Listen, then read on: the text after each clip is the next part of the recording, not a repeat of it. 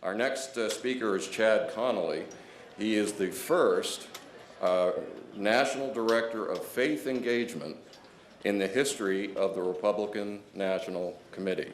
And Chad last night kind of blew my mind with all sorts of statistics about how many voters were leaving on the table and how we need to engage people who are believers. And he is going to speak to us about that subject. He is the former chairman of the South Carolina GOP, held that position for 2 terms. Please help me in welcoming Chad Carroll. Good morning, good morning. Thank y'all for having me. I love New Hampshire.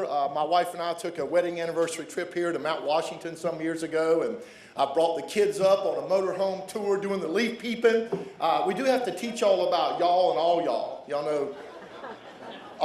know y'all. All y'all is the plural of all y'all. It's not a big deal. And I'm from a little town called Prosperity, South Carolina, home of about 400 counting the animals, and I've had the great pleasure of being all over the country. A couple years ago, we got a traffic light, so watch out, we're coming your way.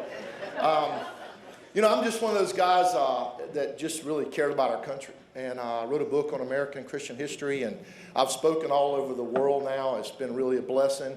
I really didn't ask for the chairmanship. It just came open. I was a county chairman and got to do the 2012 presidential election, got to meet y'all Secretary of State, Mr. Gardner, and your Speaker of the House, of course, your past chairs when I was on the RNC committee. And I've been involved in this for quite a long time. I've done the sign waving and the door knocking, and my little boys grew up with a pacifier in their mouth, a sippy cup in a hand, and waving the sign, vote for Daddy. And so this is what we've always done. I went to Clemson, got my degree in engineering, got tired of the corporate world, started my own business, started speaking and teaching and all that kind of thing, and of course the books, and felt led to run for state party chair, got really engaged in that 2012 presidential election. Actually raised my own money because, as y'all know, South Carolina is red with a little bit of red. We got 6 or 7 congressional seats, both senators, all 9 constitutional officers. So my donors were like, what are you going to do to help Governor Romney? I raised a bunch of money. We sent 1,400 South Carolina Republican volunteers to 8 battleground states. And so I was extremely disappointed when the microphones were in my face on election night going, you're not going to pull this off, watching my kids cry. So I went to see Reince. He and I become close when I was on the committee, and I said, man, I just think we just didn't do a good job. We took too much for granted. I'd gotten to know George Barna. Some of y'all know him. He's kind of the Christian pollster like Gallup. And everybody's got their own definitions, Pew and Gallup and the RNC and the DNC, and Barna has really good numbers. I was actually teaching his book, Think Like Jesus, in my Sunday school class. And I realized that a lot of believers have been kind of pushed out of the arena. You shouldn't be involved in this. And I've told pastors, look, if there's no First Amendment rights in the pulpit, there are no First Amendment rights anywhere. And so I just really want to encourage them. And having spoken in churches now for 20-something years, I just realized a lot of them have bought into maybe it's the media, maybe it's the world, the culture of you don't belong here. And I said, look, my God's either big enough to be 365, 24/7. I'm staying on home on Sunday mornings. He's not a little g God, he's a big G God. And there's not an area you look that you don't see God in my world.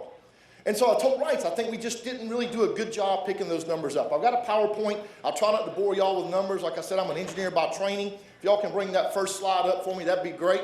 And maybe this technology will work out today. And so I just told Reince we're leaving these people out. We're not doing this. And I love what Reince said. Go back maybe a couple slides there to the beginning. There you go. We all are unified in this whole Stop Hillary idea. And Reince Priebus, as chairman, does an awesome job, and his whole message is all hands on deck. How many of y'all believe our message beats the Democrats' message every single day, all the way through, all the way down the platform? All the way. What we got to do is pick up some votes, and that's where GOP faith came from. And you know, we had a historic year. Look at this, 54 seats. We added 9 in the Senate. We had historic wins in the House, the governorships. We now have 69 of 99 legislative chambers across America. The people of our nation want conservative leadership. They know that the Democrat policies are just the same old, same old. Hillary equals Obama equals failed policies. We're dealing with it right now like never before. But see, this is what we've done, though.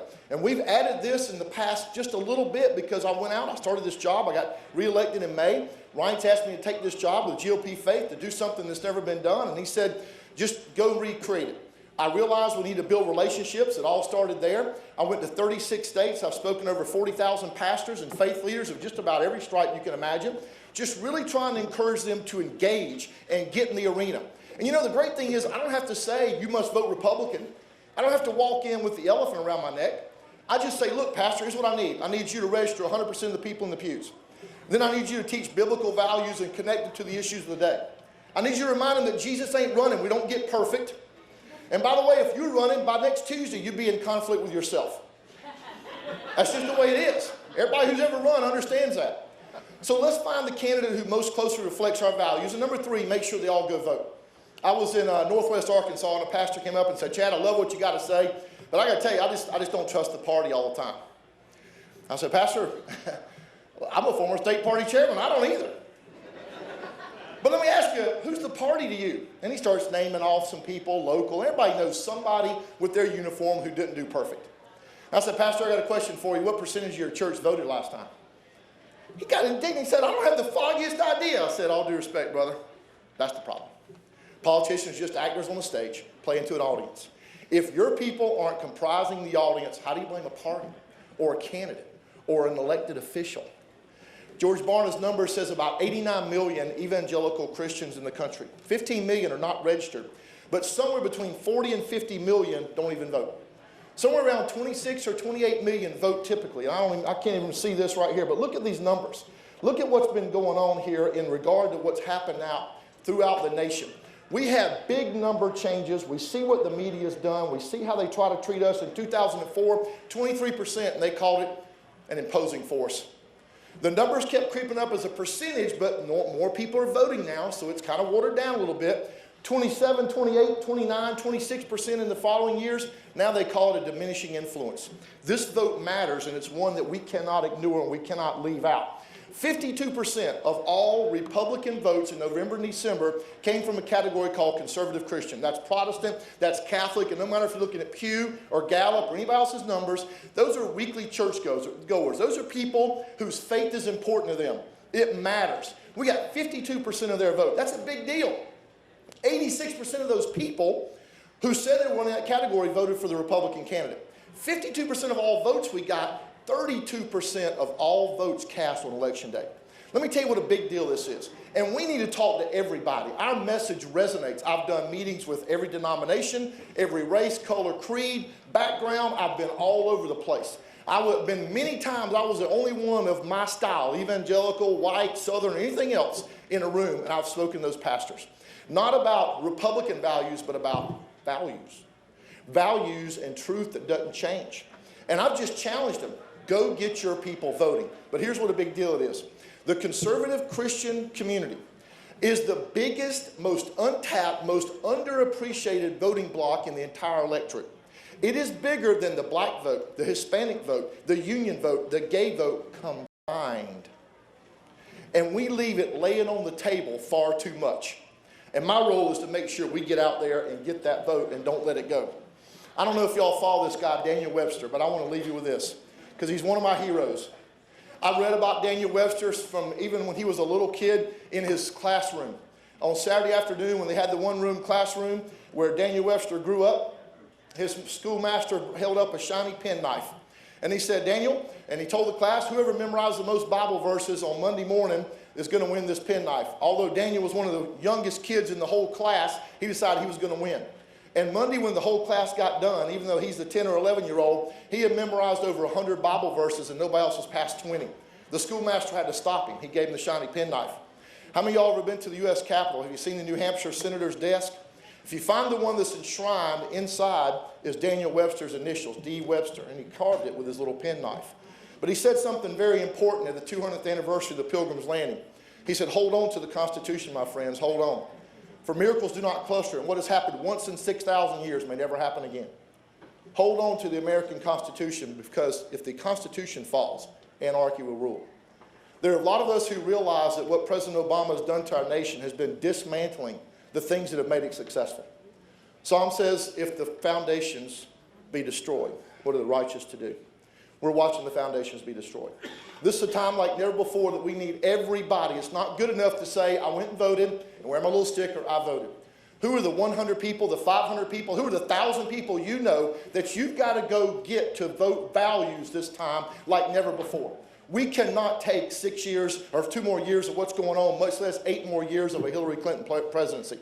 The same failed policies that have not worked already are just going to be compounded if we let that happen.